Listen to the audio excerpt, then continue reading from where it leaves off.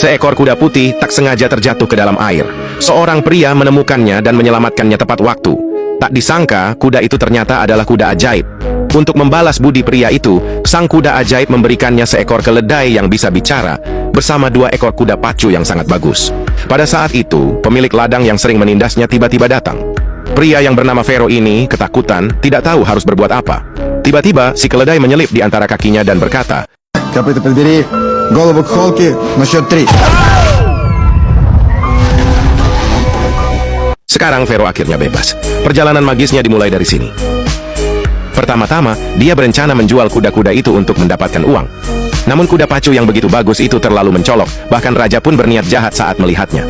Raja bersikeras bahwa kuda-kuda itu adalah curian, karena bagaimana mungkin anak petani memiliki kuda sehebat itu?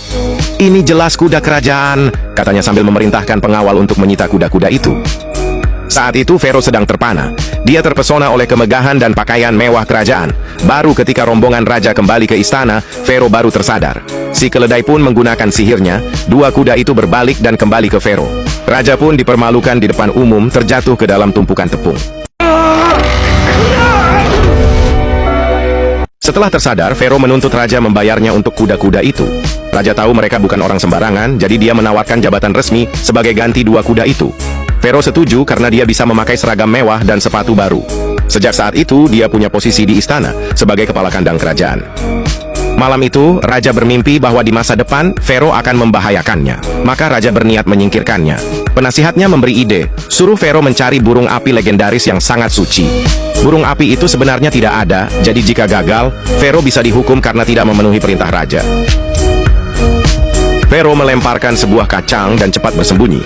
Setelah tidak terjadi apa-apa, dia melemparkan semua kacangnya dan menunggu dengan sabar. Tupai itu bukan targetnya, sinar cahaya di tanahlah yang dia incar. Vero dan keledainya terus mengawasi. Cahaya itu semakin terang, hingga akhirnya meledak dari dalam bumi. Ini adalah burung api yang sangat ganas. Semua orang yang pernah mencarinya sebelumnya tewas. Vero dan keledainya dalam bahaya besar. Apakah mereka bisa menangkap burung api dengan umpan kacang-kacang di tanah?